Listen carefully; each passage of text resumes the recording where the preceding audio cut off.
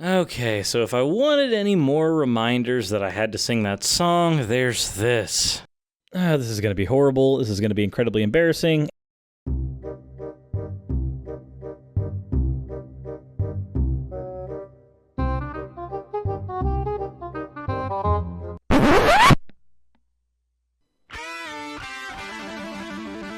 I know I'm not that tall. I know I'm not that smart. But let me drive my van into your heart. Let me drive my van into your heart.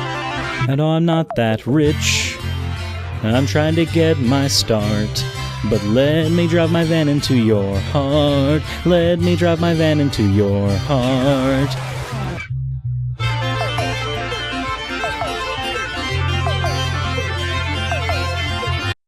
Thanks, Gaelic. Well, that's it for the fan art, as embarrassing as it is. So what are you guys doing on April 27th? Well, if you think you'll be in Dallas, Texas, then why not go ahead and go to the Faithless Forum? I went last year and ended up volunteering a lot, and it was a really good time. It's basically a convention where a bunch of atheist and skeptic YouTubers get together and talk to people, hang out with fans, and do all kinds of fun stuff. The best part is, this time around I'll actually be a speaker. The last time I went to Faithless Forum I had 300 subscribers and really only had like one subscriber in the audience. It was the first time I got to meet people like Holy Kool-Aid and Prophet of Zod and Telltale in real life. And this year there's going to be a lot more speakers like Shannon Q, Paulogia, Eric Murphy from Talk Heathen, Objectively Dan from Truth Wanted, and some returning speakers like Genetically Modified Skeptic and Holy Kool-Aid. I'll also be there, and I'll be speaking, so if you want, go ahead and click the link down below and check out Faithless Forum, and I'll hope to see you on the 27th of April. Now let's go ahead and roll the intro and see if something horrible doesn't happen.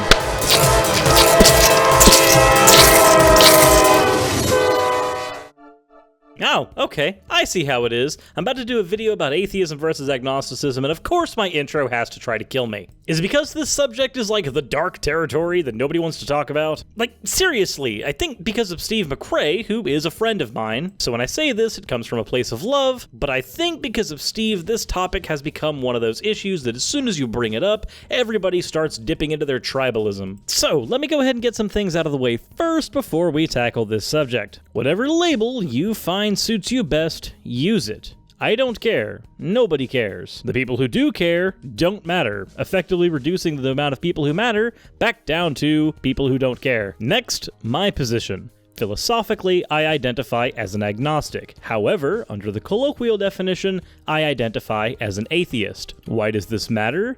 Because technically I hold the same position of an almost temporal agnostic that Steve McRae does, and yet I take the label atheist, and I don't give a crap that he takes the label agnostic, and he doesn't give a crap that I take the label atheist. We've had this understanding for a year now. So let's go ahead and define some terms so that we can go ahead and hop into the hot boiling murky water. We're going to start using some philosophical definitions, so we're going to be using the Stanford Encyclopedia of Philosophy. We're going to be covering two arguments here, the argument from philosophical academia and the argument from etymology. So let's start with the term agnostic. Agnostic, or agnosticism, were coined in the 19th century by the English biologist T.H. Huxley. He invented the word agnostic to denote people who, like himself, confess themselves to be hopelessly ignorant concerning a variety of matters. This would mean that you can be agnostic on any position, not just the position of God belief. If I don't know if it's going to rain today or not, then I am agnostic on the proposition of if it's going to rain. However, here's the thing about Huxley. He didn't define agnosticism as just the state of being agnostic. He specifically coined it to be the normative position, also known as the default position. This will come into play later. Under Huxley's usage, an agnostic is a person who has entertained the proposition of whether or not there's a God, but believes that it is neither true nor false. So if God either exists or he doesn't, an agnostic would sit in the middle and say that they don't know whether he exists or he doesn't. Again, please bear with me, we are using strict philosophical terms.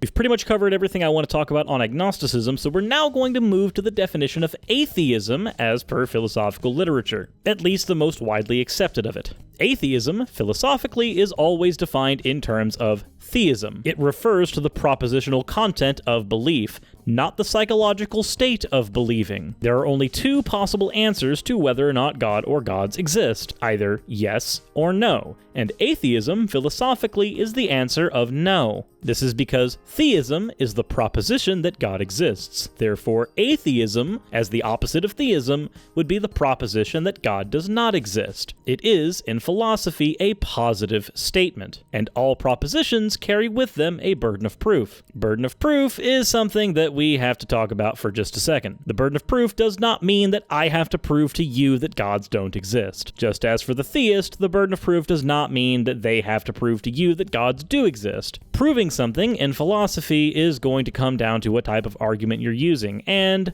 arguments that are philosophical are in fact a form of evidence. Now, you can weigh this evidence as either good or bad. For instance, you could see the Kalam cosmological argument as very bad evidence in favor of the Christian God. It doesn't make it not evidence, it makes it bad evidence. There's nothing wrong with granting that it's evidence, just also grant that it's bad. If you want something for the atheistic position, you can go to something like one of the different problem of evils. Yes, there are multiple. Or you can make an appeal to divine hiddenness. But oh, there are different types of gods, you might say. Well, that's why there's a distinction between global atheism and local atheism. Local atheism would be the belief that particular gods do not exist. So for instance, Yahweh, the God of the Bible. Or you could simply say that all gods that have been conceived by men are not real. Basically, local atheism just has a version of God in their head that they disbelieve in. This is a very easy position to justify, mainly because you have a concept of God to work with, and you can use that as a starting point to point out the issues that you have with those particular types of gods. Global atheism, on the other hand, is a little bit different, and it's a very difficult position to justify. Global atheism is more along the lines of a position that says that no gods exist, period, conceptualized or not.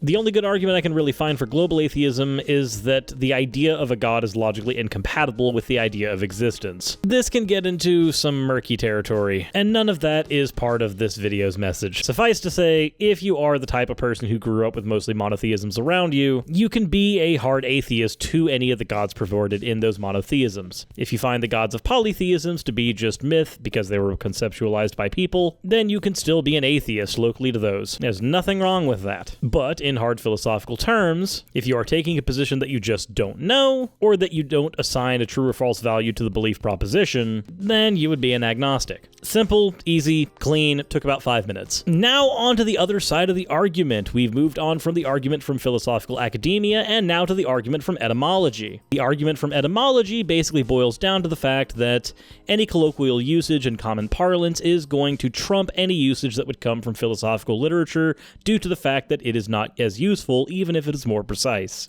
Under the common parlance colloquial definition of atheism, a lack of belief in God and a disbelief in a God are fundamentally equal.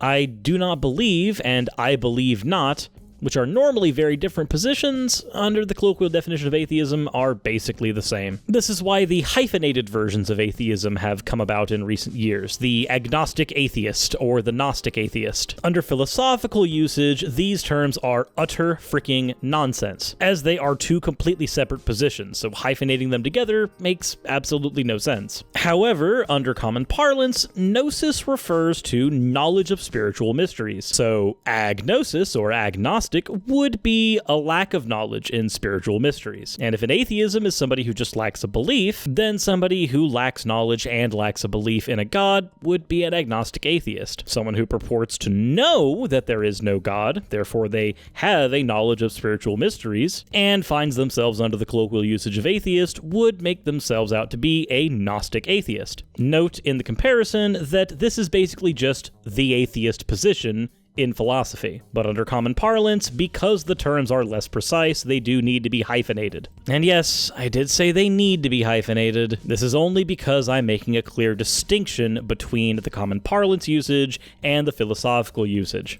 Another point in the etymology argument is that atheist has meant many things over the years. Back in the 1st century, the Romans used atheist to talk about Christians and Jews because they didn't believe in their particular gods. Note that philosophically, they actually did fit a certain type of local atheism. The next step would be to talk about the current usage of the word atheist, and this actually stems from the Greek and French usage of the word. In Greek, they had the word atheos, or without theos. This then bridged into the French word atheism, anime, which finally culminated in the word atheism in the late 16th century. So, not the original usage of the word. The original usage of the word was a little more sloppy. So now we have this 16th century definition of atheism to work with. We have atheism, or without theism. Anybody without theism is an atheist. I'm going to go ahead and throw a footnote here real quick that atheism and theism have literally nothing to do with religion. There are people who have a God belief who don't have a religion, and there are people who have a religion without a God belief. One is a philosophical conversation, the other one is a, well, religious conversation. So that footnote aside, we now have our two opposing sides. We have the argument from etymology that has a less precise word. Then we have the argument from philosophy that has a more precise word. Well, what's the real meaning of atheism? What's the real meaning of agnostic? Funny thing is that words don't actually have meanings. Words are just symbols that we assign value to. That is to say that words have usage. So it really depends on what your usage is. If I'm talking philosophically, my usage of the term agnostic is going to be fairly precise and apply to me. But if I'm having normal, everyday conversation,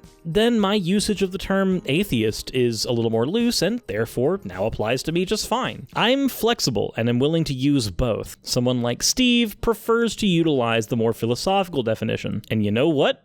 That's okay. Both of these positions are valid, and here's why. As long as you and your interlocutor know what you mean by which terms you're using, then there's no reason to argue about which terms you're using. When I say I'm an atheist, someone like Steve immediately knows what I'm referring to. When I say I'm an atheist to Ocean, he immediately knows what I'm referring to. When I say it to the godless Iowan, he knows what I'm referring to. That's all that matters. As long as the other person understands what you mean, that's it. So what's the takeaway with all this? Well, I wanted to give you guys a little bit of the history with both usages of the word. And my take is that none of this fucking matters. You want to use the more hard philosophical version of the word? Go on right ahead. If you want to use the more colloquial version of the word, go on right ahead. As long as people know what you're talking about, that's all that matters. Just be clear. So all of this fighting between people over what definition means what, words are just symbols that we assign value to. They quite literally don't matter. So all of you people arguing that everybody should be using the hard philosophical definition and only that one, fuck off. All of you people saying that we should all use the lack of belief definition and only that one, fuck off. So, with this video ending, with me firing shots at both sides, I'm gonna go ahead and sign off. Hopefully I'll see you guys at Faithless Forum, and I hope you have a wonderful day. See you guys in tomorrow's video. Insert end of video tagline here.